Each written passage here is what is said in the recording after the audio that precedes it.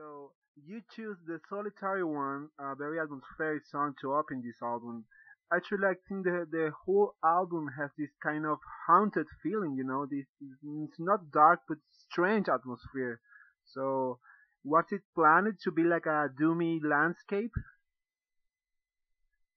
Yeah, kind of. I did a side project called Valenfire not so long ago, and that was more of a death metal type thing. So I kind of got all the anger out in that one. So on the new Paradise Lost one, I wanted to do something a little bit more like sad and tragic, and just very mournful sounding. I've decided to go kind of more down a classic doom metal route with it, and Yeah. make it very stripped back with no kind of no frills on there, no keyboard, no over the top parts, just really really basic kind of core of Paradise Lost sound.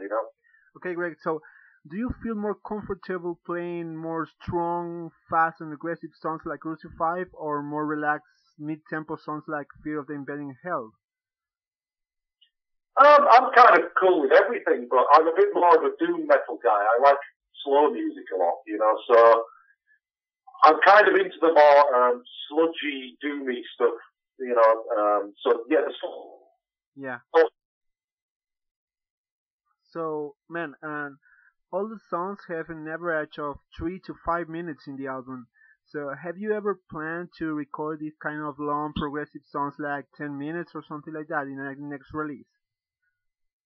not really. I do like very very slow stuff. So often when you do very slow stuff, it's longer because it takes longer to play. But I'm not really into progressive music. I don't like any of these new bands that it seems very popular to be kind of progressive heavy at the moment, and I just think it's boring. Okay, so I found a lot of melody in this album. It's really dark, but it has a lot of melody, like in the song "Honesty in Death." So, am I wrong? But maybe I'm wrong, but I think this album is more accessible than Fate Divide Us that Unite Us. No, I think you're probably right. It's not something that we plan on doing. We don't think when we're writing the album how accessible it's going to be and things like that. We just kind of, take it a song at a time and see how much we like what we're doing. But I think Safety Advisors, Destiny United was definitely more based around atmosphere than songs, if you know what I mean. And this album is kind of more based around the melody aspect. So in that respect, you're probably right. It probably is a little bit more accessible. But having said that, I don't really hear any obvious singles on this record.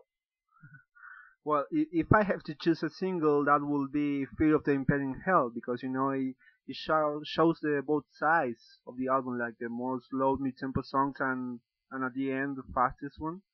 You know? Yeah, I think that would make a good single for me, but I don't think that the record buying public would think that was a good idea because it's just too slow. Yeah, yeah, I know. So, Fire, man, I fucking love old school death metal and I love the album. That was between my best albums of 2011. So, do you think that the influence of a more extreme form of metal got his way to this new Paradise Lost album? Being you involved in No, Fire? no, I don't think so. No, I think it was.